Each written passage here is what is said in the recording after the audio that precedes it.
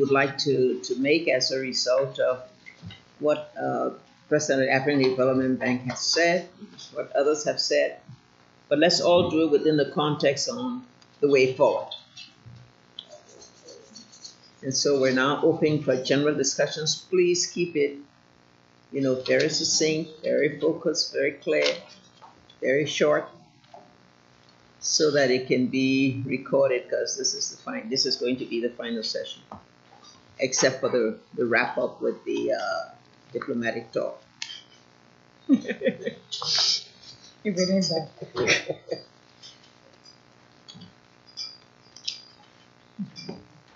Please. Thank you very much. You can make it undiplomatic. Thank you for the presentation, and thanks so much for the presentation. And just to add some comments about first of all, I like the fact that the human rights issues also mentioned in the report. Human rights issues also was mentioned in the report. So to have some key messages also be raised by the report on the human rights issues, because the situation is not so good at all in so many countries in Africa on that. But for civil societies, it's very important key point for us. Second, I have to also to add that it will be also interesting to have more our data be considered in the report. Our data and our view be considered in the report. So I discussed yesterday with some of with William, because we need to have our own input on the report. We are thinking to organize a kind of consultation for civil societies actors in league of the high-level panel on migration action, so we can get them to discuss, and we focus on the point you develop. It will be interesting of us to focus on the point you develop, the economic benefits and us, and to have their view. So the input that can be the report of our meeting, this consultation can be an input for also for the high-level panel. It will be very interesting to have maybe to think on that action together. I also think about the country who are selected for the case studies.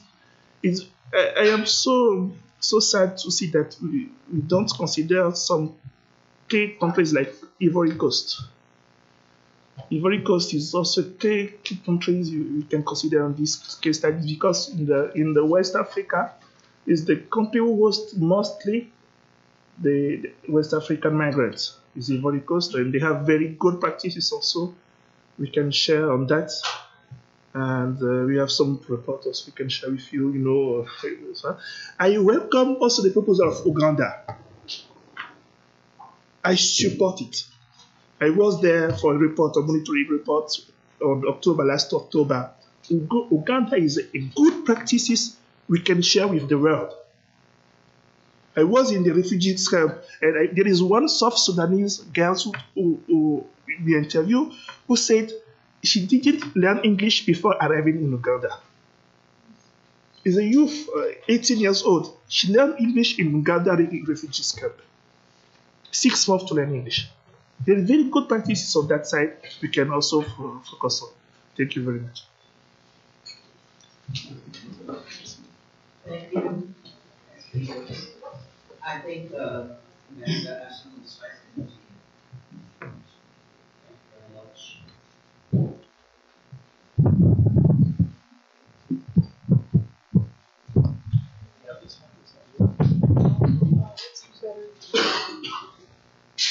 Thank you very much. Thank you, Madam Chairman. I think this has been a good meeting, which has brought the work of the panel forward. There's no doubt about that. I would like to say that we are very grateful for the participation of the Economic Commission, of the IOM in particular, and of course the African Development Bank, and everybody who has been here. both, if I may say so, at a leadership level and what is termed technical level or technical support level. In effect, technical level is not really a technical level, it's a substantial level. I think in going forward there will be a need for the leadership effort, so to speak, but there will also be an effort for strong substantial input to guide the panel forward to a good report. And that input is not really of a technical character, it is of a substantial character.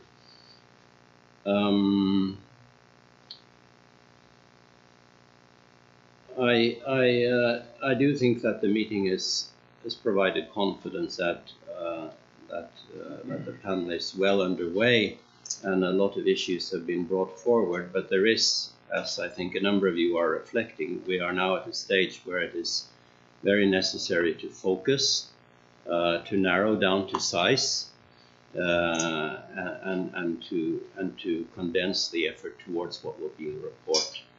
Given the timeline, there will be a need to put the summer and the early part of the fall to very good use. There's not an enormous amount of time.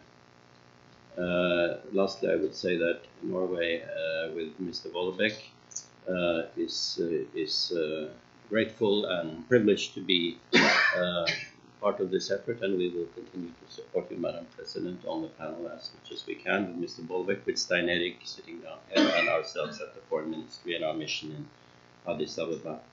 I would like to make three very, very quick points, if I may.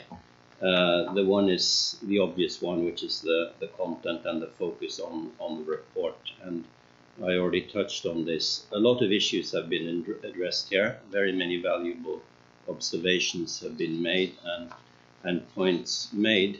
I think I would reiterate the very basic, if not simplistic, view that generating concrete recommendations is really at the core of this report.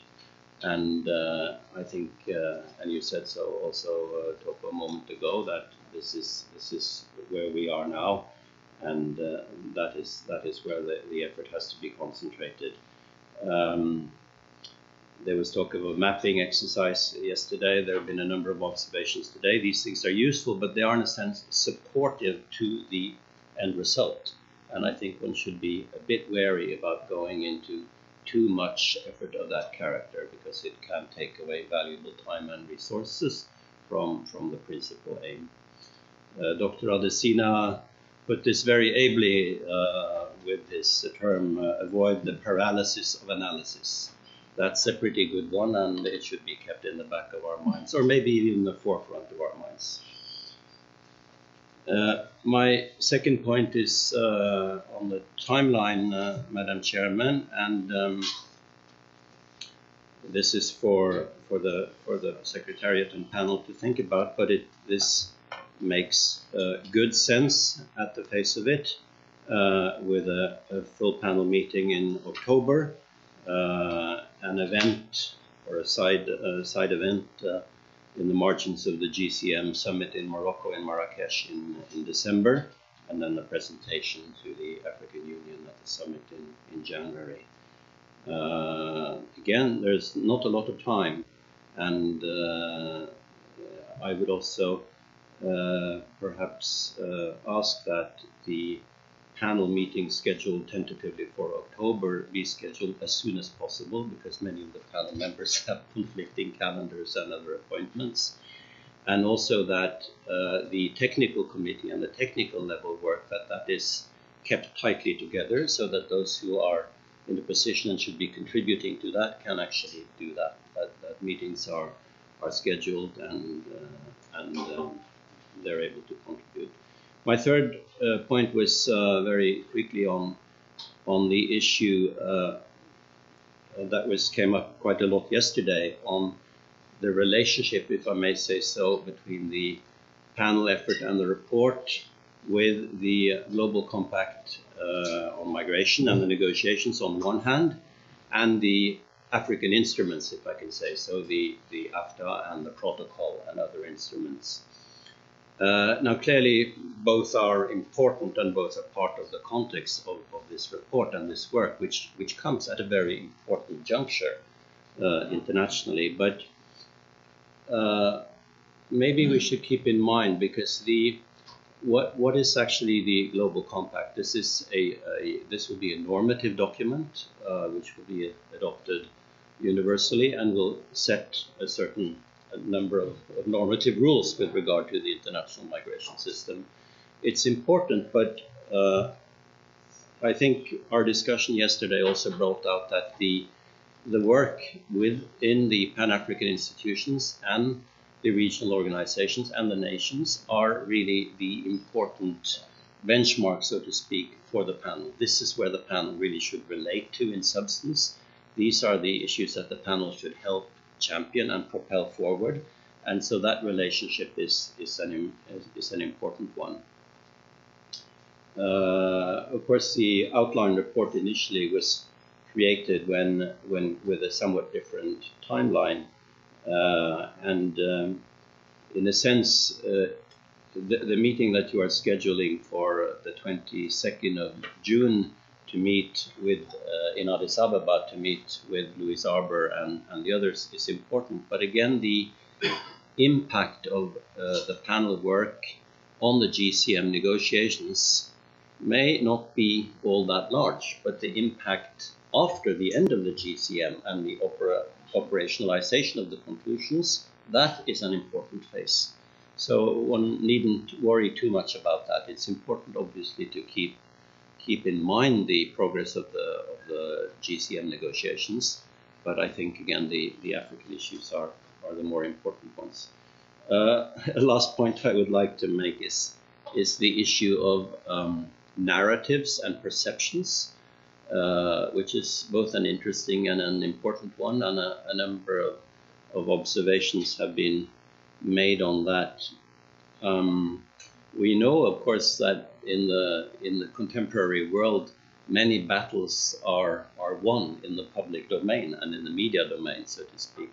And this is an issue that we should keep in mind also with the work of the panel. And as many of you have stated, there are some very strong and some not desirable narratives out there with regard to migration and African migration.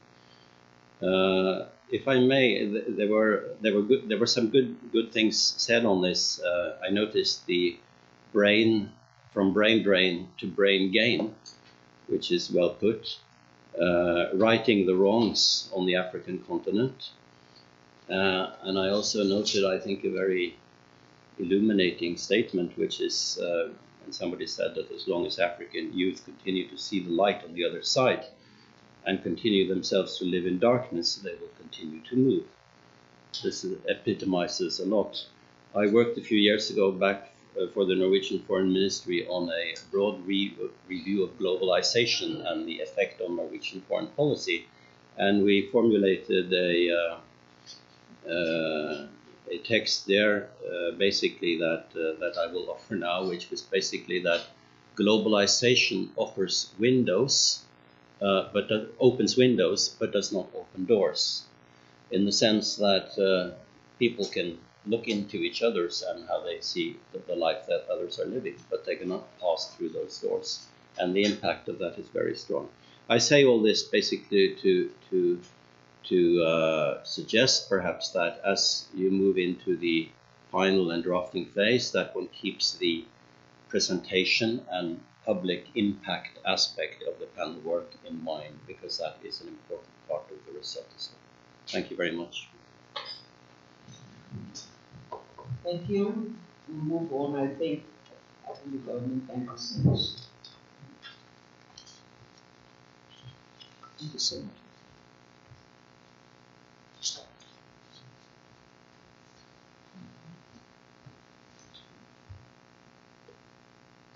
Thank you. So the recommendation that I made yesterday about the mathematical exercise was intended to really say that it's intended to inform the report. So the mapping is supposed to identify what's working, what's not working, and what the recommendations would be from the panel there. So in response to what Thomas mentioned earlier, I would say that it shouldn't be something that's happening after the report is written. It should be happening in parallel with the report.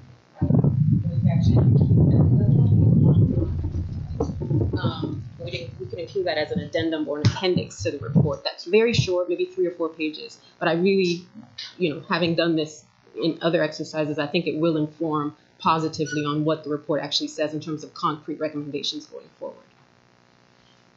And since we have the floor, Madam President, what we will do is that we will work closely with ECA to provide resources. I spoke to my sister over there, so we want to provide resources very quickly for not only for the analysis to be strengthened, but also for us to move in actions and actionable proposals that will be in the report in line with what the President said. So we will identify who at the bank will do this, and my department will be putting money on the table for this.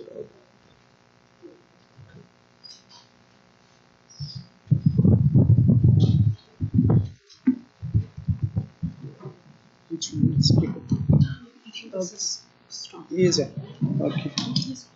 Oh, yes. Thank you, Chair.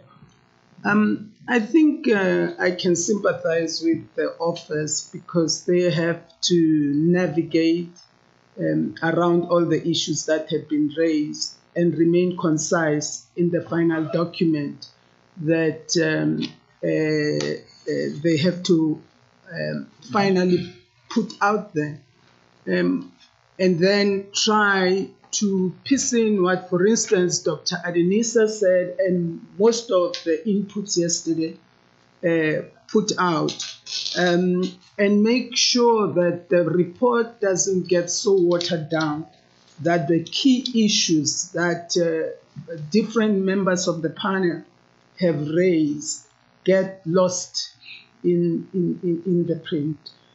It's just my appeal that the technical team and the writers of the report ultimately try to balance the key issues that have been raised. Stick to, a concise report, but really not make us feel like in the end, is it really the report reflective of what we have raised or what has been raised by the various members of the panel during this time? So that's just an appeal, President, that it sometimes happens that we spend time around the table discussing issues, and the final report then is so watered down. And I'll give one little example. In terms of what was raised, we looked at some of the key issues that responsible for migration. What's in the summary is climate change. What will happen to the rest? It's a worry already as I live today. Are we going to over-summarize and lose some of the key issues that were raised? I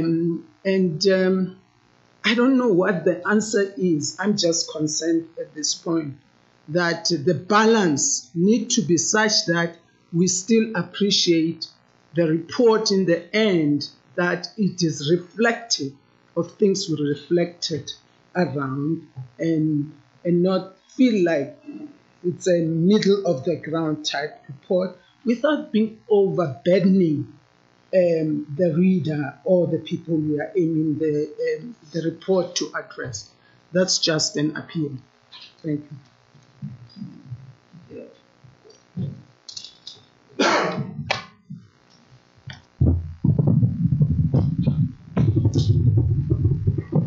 Thank you, Madam President. It has been a great joy the last couple of days. I think we have made tremendous progress, in my opinion. I was only on the first one in June in Monrovia, and there was a lot of good discussion, but I think this one seems to really bring a lot of different issues. So I want to give kudos to the team.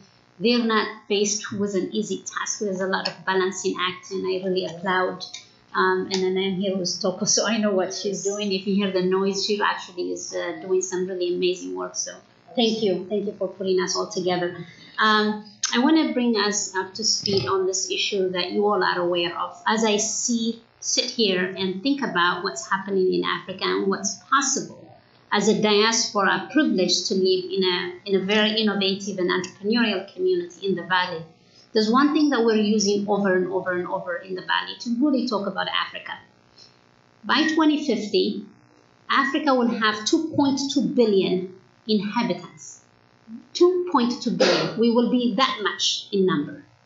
Now we have an opportunity to use this number as an advantage to become the largest employer in any aspect of the industry. There's a movement, I don't know if you know him, Fred Sawanaki. He is the founder of the Africa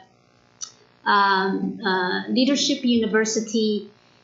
He is going everywhere around the world to say we have 6,000 days to educate our people so that we can have the fastest and best equipped employers in the world, especially in Africa. If you close your eyes and you start to think, the alternative is absolutely unacceptable. Because if you wake up in 2050 and you have a bunch of people that are uneducated, have no jobs, then we are talking about another huge problem for Africa. But I don't want to go there. I think we are at a very good trajectory. So there's an opportunity for Africa to actually grasp this and make something happen. And as a diaspora, I would like to encourage this team and others to leverage that network. We don't have to reinvent many things. The diaspora has emotional attachment to the continent. It's a wonderful way to really leverage that resource. But the diaspora is also smart. We're not just going to give money just because we love the country where we came from. There's a new study. I don't have to, that came through George Washington University, that diaspora is looking intra-Africa, collaboration, investment, and trade. Why? Because I am an Eritrean, but if I want to go and invest in Kenya, I will do that too. So we're not bound by where we came from, although we are very proud of where we came from. So that means the opportunity for tapping into that community is very, very high, and I think we should find a way to include the role of the diaspora. And of course, I'm not the most objective person on this because I pretty much run the African Diaspora Network, but I believe in that community. The other thing is advocacy. We can talk as much as we want, but there are some policies that make people live where they are. And if policies don't change, we're going to be stuck. We can publish as many papers as we want. You can pour as much money as you want to, but if the governments do not change the policy in which the very reason why people are migrating or leaving their home country to go anywhere else, then we will continue to perpetuate that problem and we will wake up for the same problem. So I do want to encourage us to continue to focus on advocacy. I was sitting down here and just trying to map out, just by hearing Toko talk about the different people that they're already working with. I think in the data collection and mapping with our friends from the Africa Development Bank, it won't take that long because you're already doing it. It just has to be a part of the report, because once we know who they're working with and we don't have to reinvent that again, we can work with each other. And then the last one I would like to say is we need to get at it. We should not be sitting down and forgetting what we've done today. So I really would like to go back to Ambassador Aslan and say what he said, that we have to actually map out what the strategy is moving forward, the meeting dates, so we can stick to these meeting dates and do what we need to do. We promise to get into this because we believe in what the outcome can be, but I also think that we can get taken away by many different things, and dates can be moved back and forth, and that can be very, very difficult on the team. So I would like to work with you and nail down on some of the dates for all of us. Again, thank you so much, but I look forward to the report, and I applaud the work that you guys are doing. Thank you.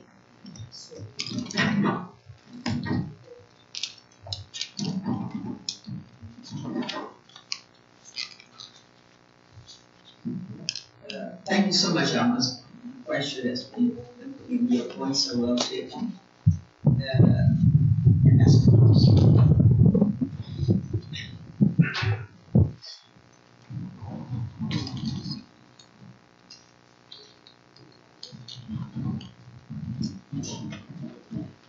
Thank you very much, Madam President, and thank you, I think, for a very good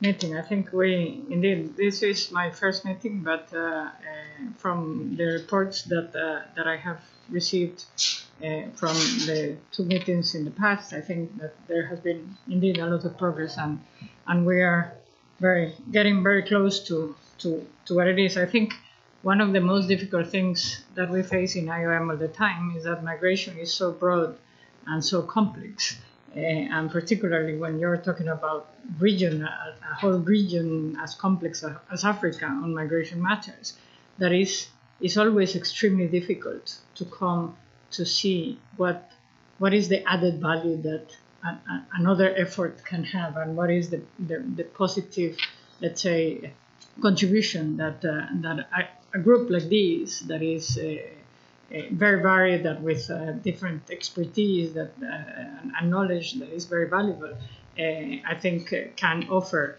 And because migration has become that important in the last 10, 15 years, but particularly in the last 5 years, everybody's concentrating a lot of efforts. And there have been studies and reports and of all different types of organizations and entities.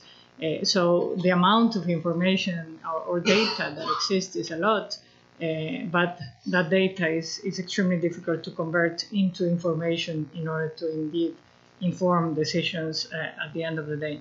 And I think one of the things that I see with the proposal is that when I look at the methodological approach and the level of detail of the data, I'm afraid that the majority of it is not available, because that's what we face all the time.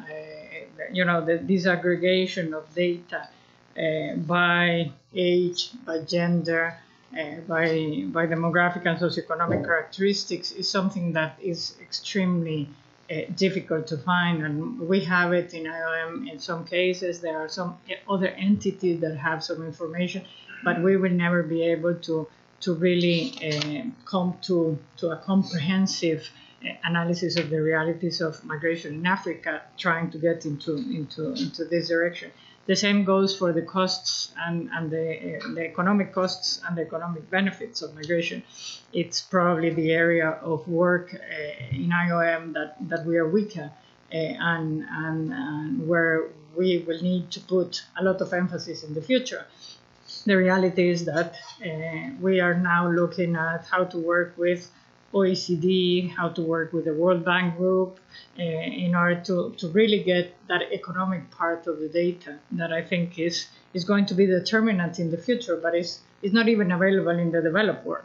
We know, for example, the amount of companies that are, and I think Vera mentioned yesterday, the amount of companies that are created by migrants in the United States, but it's the only place in the world that we know. I don't know if in Canada you have that information, but I think the US is the exception. I know that in Europe we don't have that type of information, for example. So, the costs and the benefits of economic costs and benefits of migration is extremely difficult at this point to measure, even more in a situation like the African continent, where a lot of the migration also happens in irregular manners and goes to the irregular markets. And I think there were discussions about that yesterday. So I think that it will be, following a little bit the line that Ambassador Aslan mentioned, it will be, I think we had a very good discussion yesterday about something really specific, and Vera mentioned it, and I thought gave a very clear message that was warmly supported by Almaz, also saying, now I understand what the path is, what the way forward is. I think we need to prepare something that is concrete, that takes a little bit, puts a little bit of context in the way that migration happens in Africa, and I think that there is sufficient information about that is available to all of us, and that's something that can be made succinct but substantive about it. And then what will be the specific focus, or what we have determined as the specific focus of the panel, and then eventually the main outputs and outcomes that we want to achieve, including the advocacy part that the panel wants to have with regard to the different processes that are coming in the future, including the Global Compact, the implementation of the Global Compact, and the connection of the Global Compact, the SDGs, and the different agenda or the different frameworks that have been developed in Africa. And I think that if we manage to create a report that provides some political messages of issues that for us have been important and that have been mentioned and can, be summarized, I think from the very good discussion that we had in these 2 days, and then some practical suggestions about how the leaders in Africa can move forward the migration agenda in a comprehensive way that takes the regional developments and adds those to the global development, specifically the Global Compact and the SDGs. I think that will be already a very substantive contribution of this panel. But it will have to be short, succinct, and very much to the point. Thank you. Very good. Thank you. Any other comment? Minister, would you like to add something? No, I think this meeting has been very productive. As I say, this is the first time I have attended this meeting, that I understand even better the situation of migration within between African countries themselves and outside of Africa.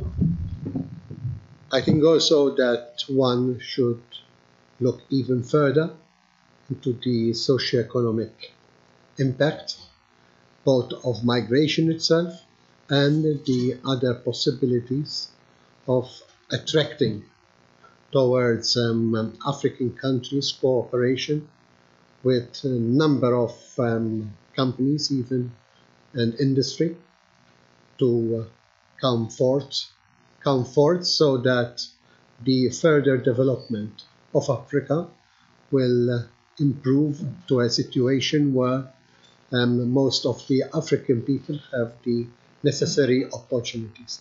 I think worst of all is the question of global warming. And I think Africa should have a louder voice in the international community to try to avoid as much as possible the impact of global warming, which will eventually push the issue of migration even further, even between African countries themselves.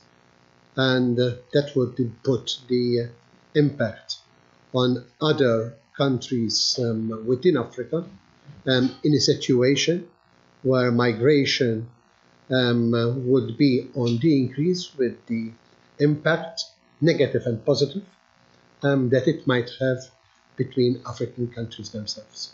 So I hope that all the studies, which so far have been very fruitful, will be the basis of further improvement and advancement in all sectors between African countries themselves. What I can say is that something that impressed me, not only now, but even the discussion of the compact, that is one positive thing, that African countries are united together. Good. Thank you so much. Please, you have it.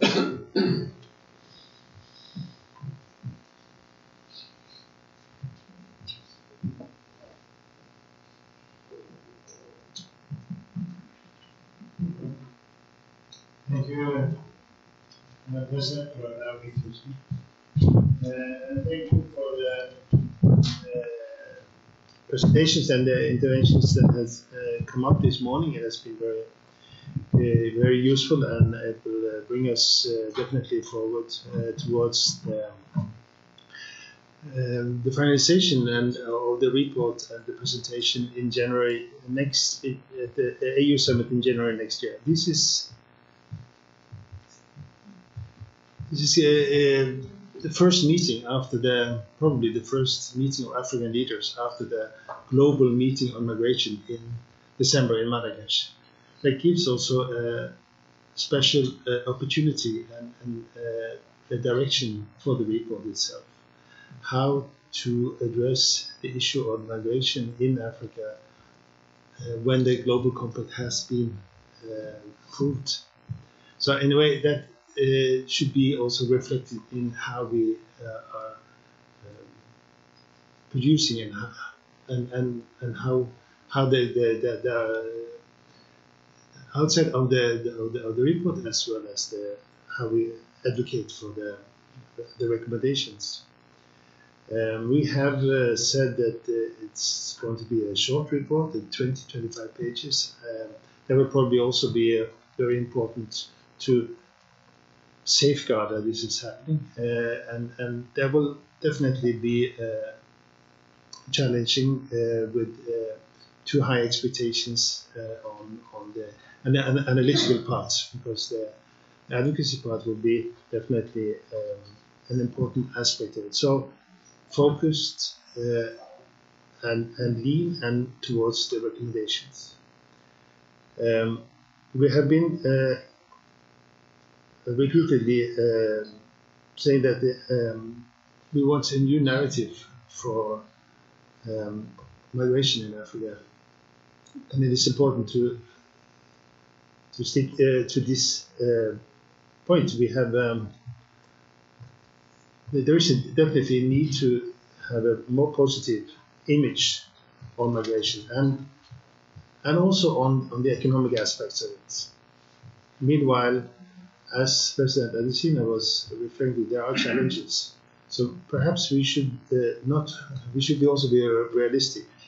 There are economic benefits on migration, but there are not only economic benefits. So these are also important to highlight. So I think that perhaps we should refer to economic aspects of migrations. Definitely benefits, but also the challenges. Let me allow a few concrete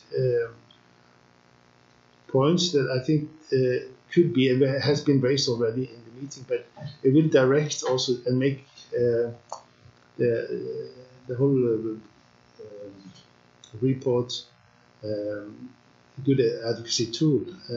And we have been linking the African agenda with the global development agenda, with the sustainable development goals. We have different concrete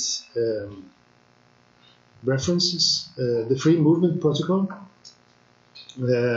definitely, and its linkages to the African integration and CFTA. That's one element. And the idea from the executive director yesterday to really promote the ratification of that free movement protocol is definitely a very concrete agenda point for us. Another has been, which is also a direct reference to the Sustainable Development Goals. Another aspect has been the birth and civil registry. CRVS is definitely a tool that will also allow Africans to migrate. So many people are without identity. There is an issue for their democratic rights, but there's also hindering their ability to move safe, orderly, and regulated. So it will be a good hand to many Africans that are craving for this. Remittances has been raised as the third point, but we haven't really discussed the costs of remittances, the cost of transaction cost, which is also point in the SDGs. And this is not only a problem Africa and other regions, but it is an intra-African issue. I was speaking with my colleague Saurabh. I thought that I've heard that there are up to 20% transaction costs from African countries to South Africa, which is that it can be even more. So that is the cost for Africans to send money back home or to send money throughout. And I think this is definitely an issue that this panel could also raise. Remittances are also it's good for those that receive, and it's good for the informal economy, but unfortunately it has less impact on the formal economy, and that is a challenge. I think these are also some of the issues that President Adesina raised. Recently, an IMF report has it came this month, so it's just had the chance to take a look at it, but it's really showing how remittances, even if it is 3 times or 2 times, depending on how you're measuring it, it's official development aid, does not really contribute to economic growth. It contributes to the growth of families' households, but to a little extent to economic growth as such for the countries. And these are also, how can diaspora support and investment become also an instrument for economic growth in Africa? I think these are some issues that we could raise and that could be very concrete and helpful in the advocacy. And let me finish by also mentioning one other aspect. We have been talking lots about orderly and regulated migration, but migration also has to be safe. And so many people are vulnerable, and with the feminization of migration, now 49% we heard, so almost half, about half of all migrants are now women, which are even more vulnerable and prone to be exploited. So I think also the gender dimension is important to have, not excluding men, not excluding young men sent out to support the families, but really having a clearer focus on women and how they are in a very vulnerable situation and need protection also to make migration safe. Just a few points. Thank you. Yes, ma'am.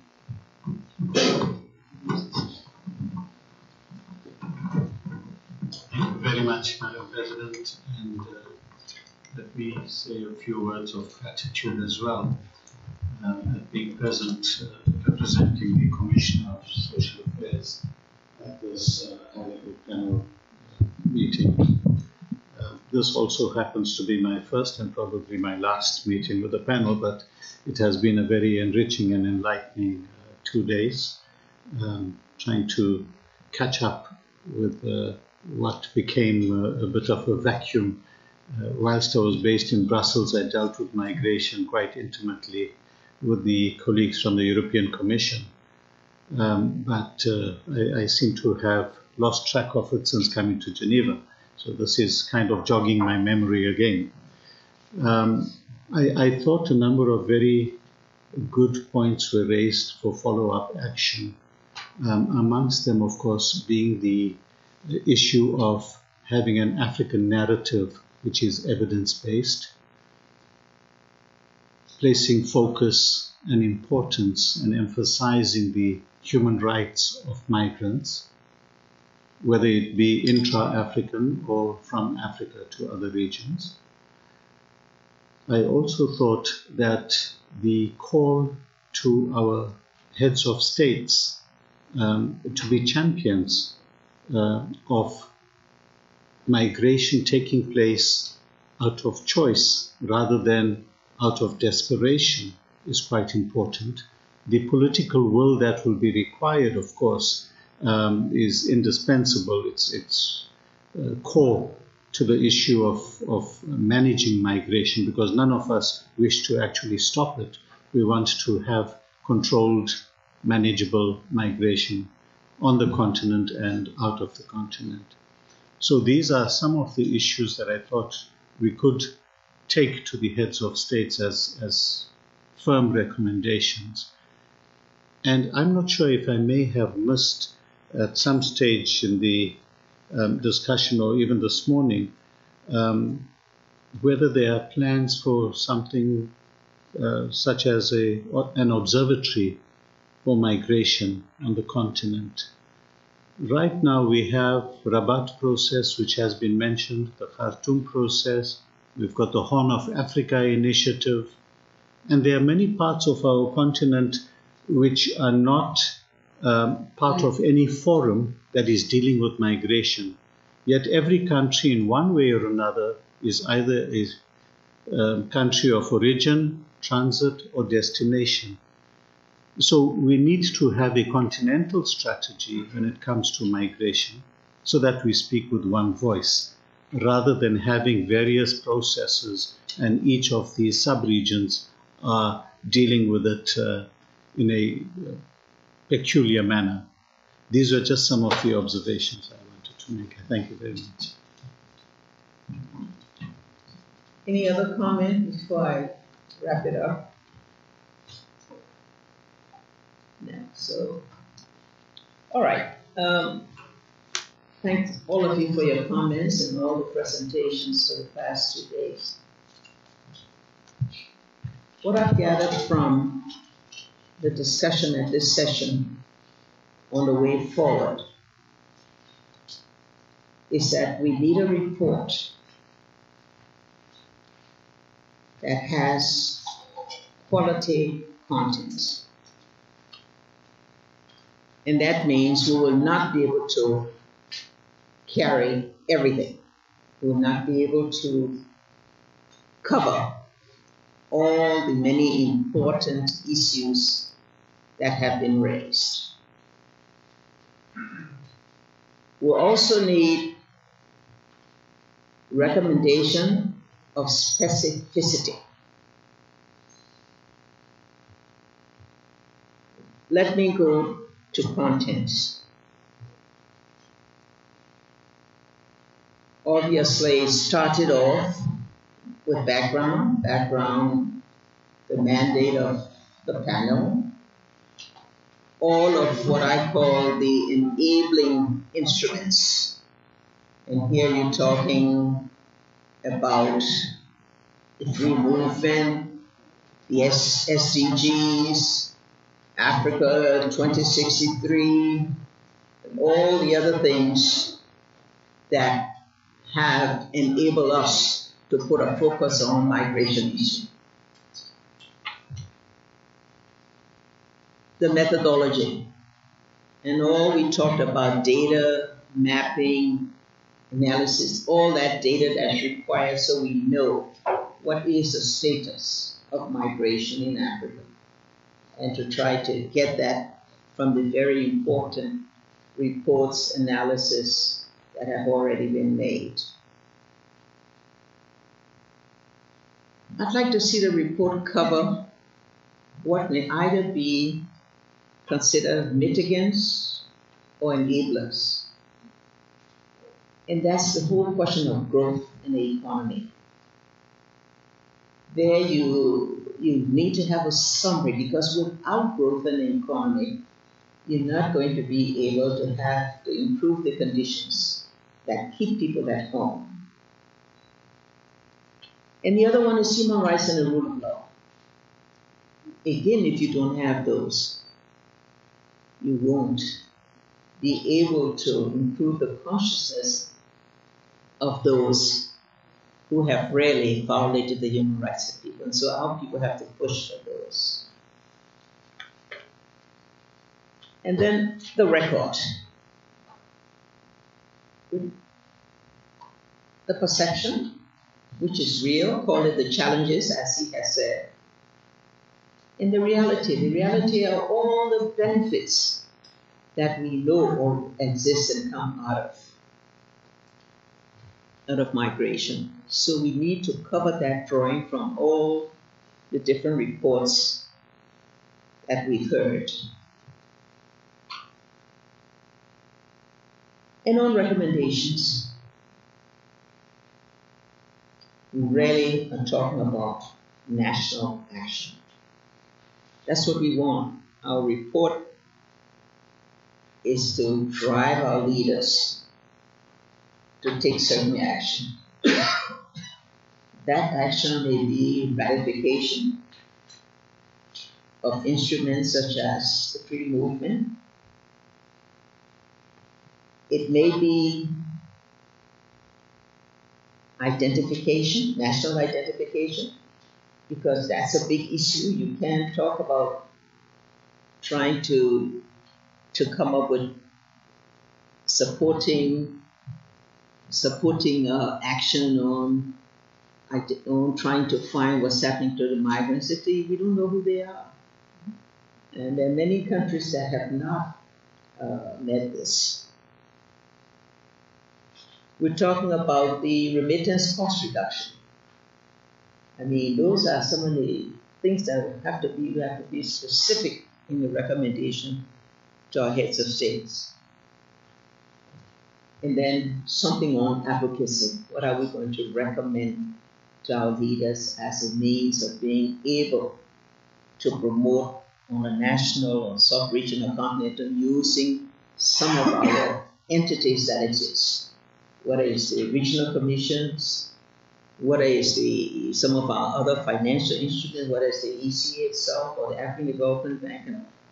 How can we use some of their fora as the means whereby, as the vehicles for advocacy on carrying out the recommendations? And so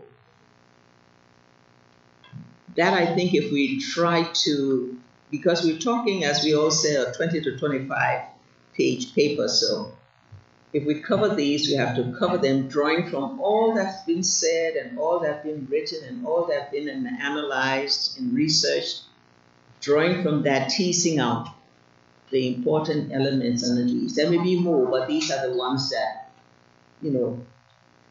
I have summarized on the basis of all the discussion. And so if someone has something else to add, now's the opportunity to do that.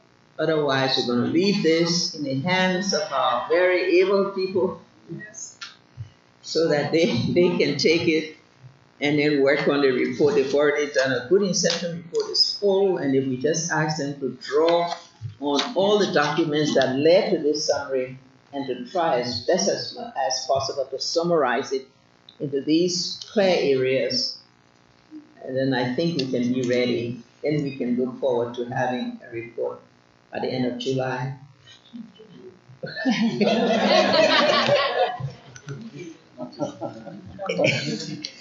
Is that unrealistic?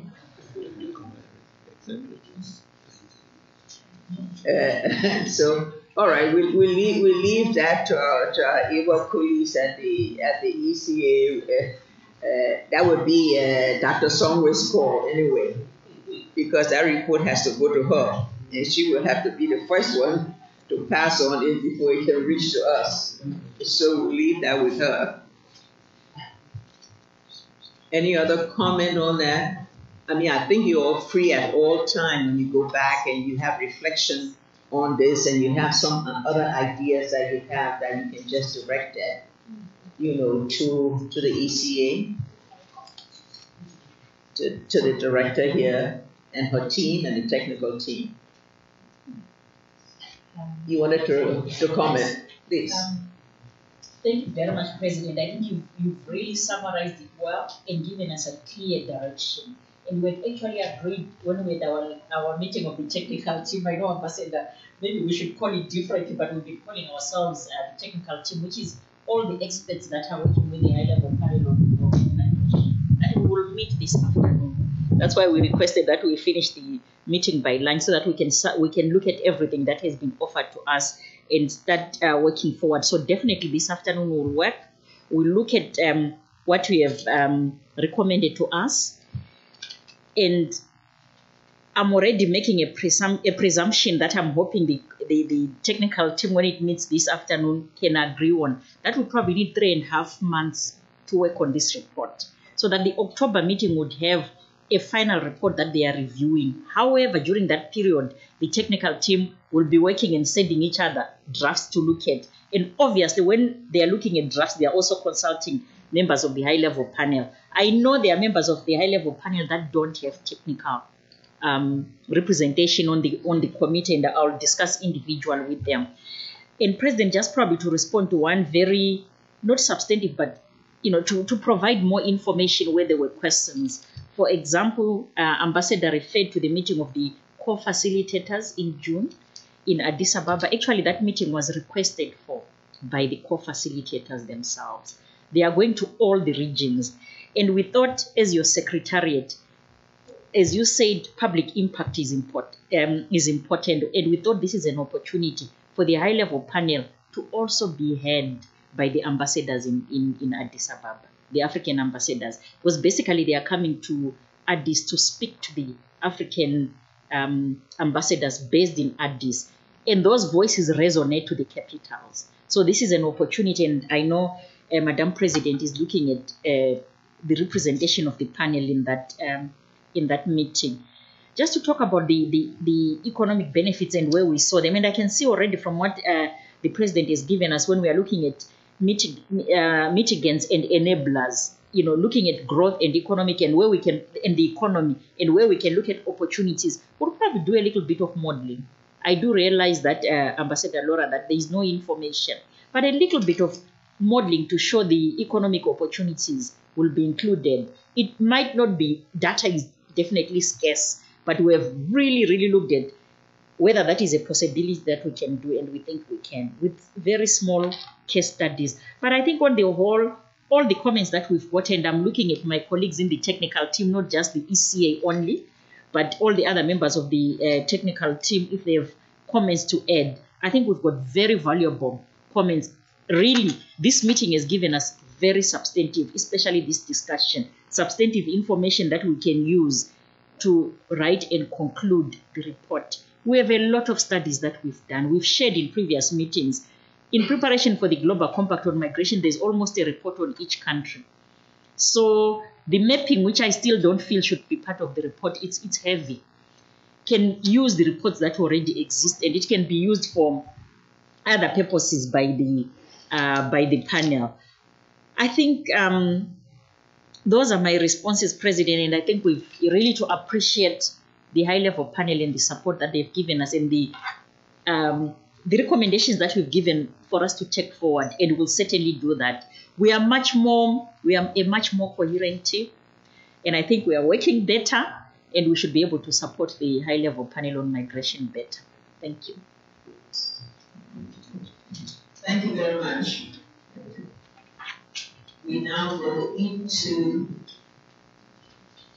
a closing session.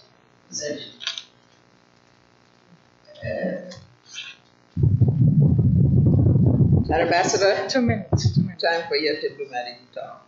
Diplomatic talk. Perfect. Let me do a very short diplomatic talk, Madam President. First of all, thank you very much for having been here. I think your leadership has brought us to a totally different point. And I really appreciate your commitment and the effort that you have made to make this a reality.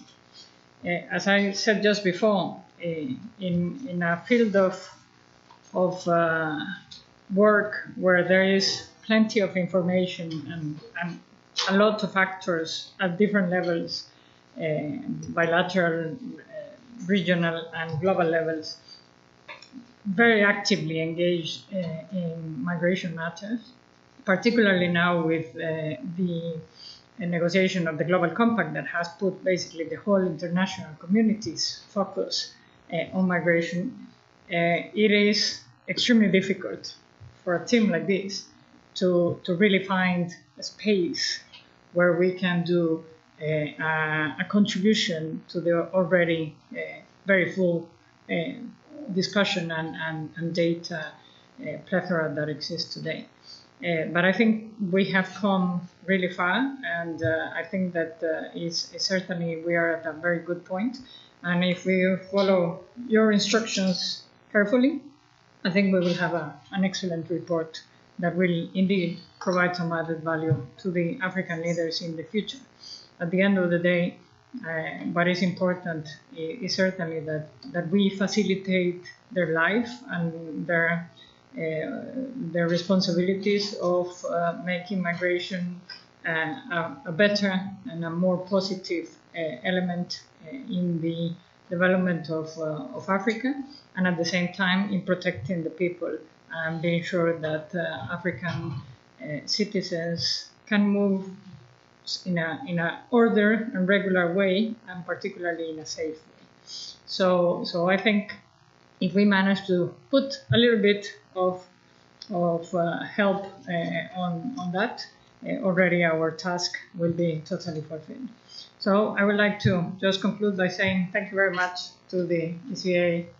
You have done a fantastic work for all the substantive work that you have done in the preparation of this meeting, the logistic part of the work as well.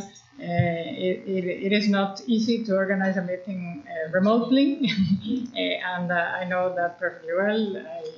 I am really happy with the result, and thank all of you to have come to IOM. For us, it is indeed extremely rewarding to have such an amount of knowledge and expertise on African matters sitting in IOM, and we're really happy to have been included. I personally am very happy with you, and I really appreciate the fact that you invited me to participate in this panel and be part of this nice adventure.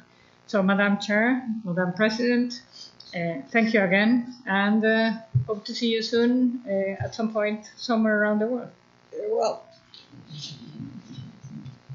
Thank you. Will somebody be making a statement for the commissioner, or we'll just let that go? We'll let it go. And for Dr. Songwe? We'll let it go. We'll let that go. The commissioner and Dr. Songwe agree with whatever you will say. Okay, then I can conclude with my diplomatic talk. Well, panelists and all of you here, all of those who want to say how pleased we are over the enthusiastic participation by all the panel members and for the work, very hard work that has been done by the technical team. I believe they're called the substantive group. I want to thank you so much. We thank once again the Executive Secretary of the ECA. This program is her program, and this panel was organized by her. And so she, in her presence, has given us a lot of guidance on how she would like us to do. We also thank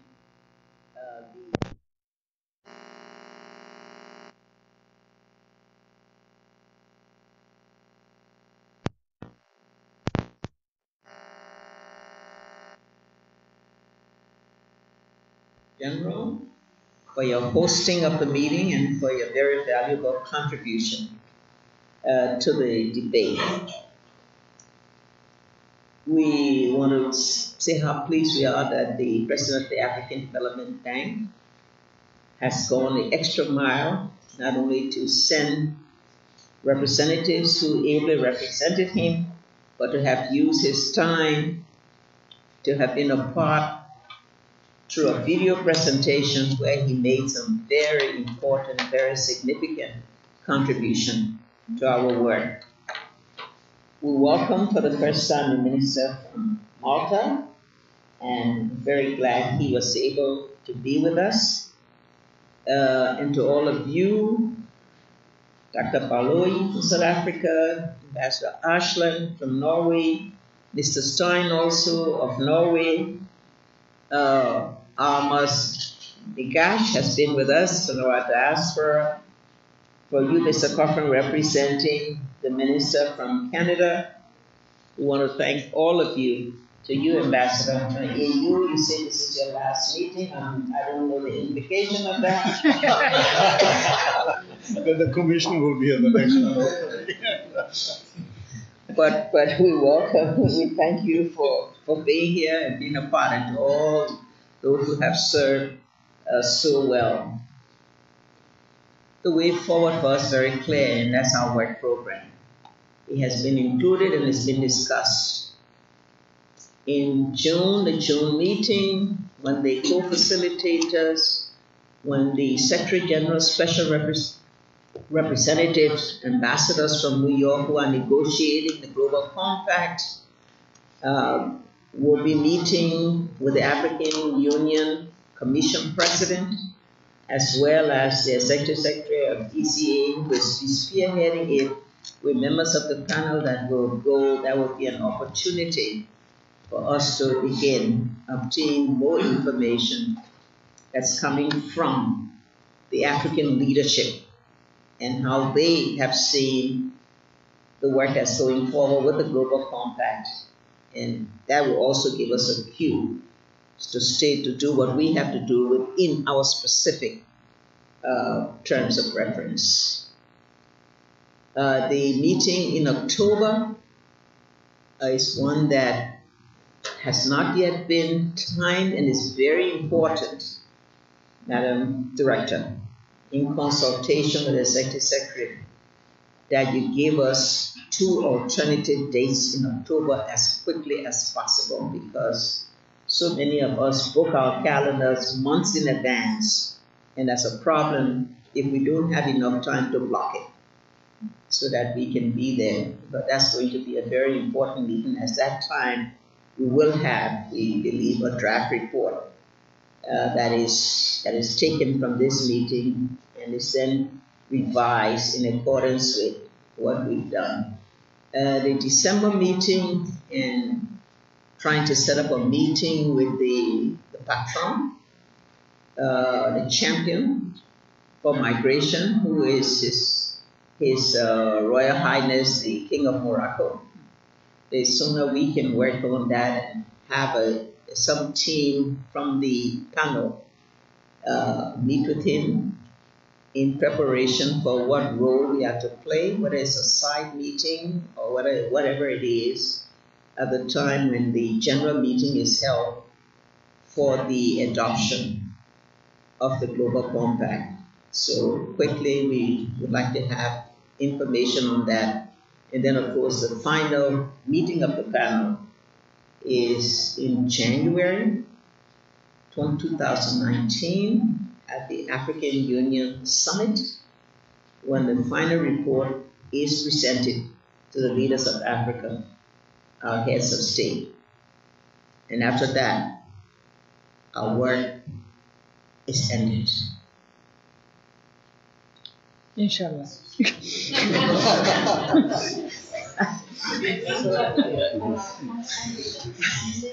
I don't see endorsement of that. Unless, of course, our leaders dictate otherwise. Thank you all for a good meeting. Have a safe return home.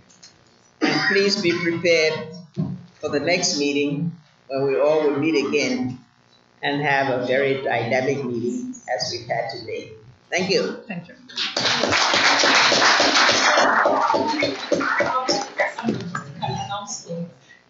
Announcement, please. Go ahead.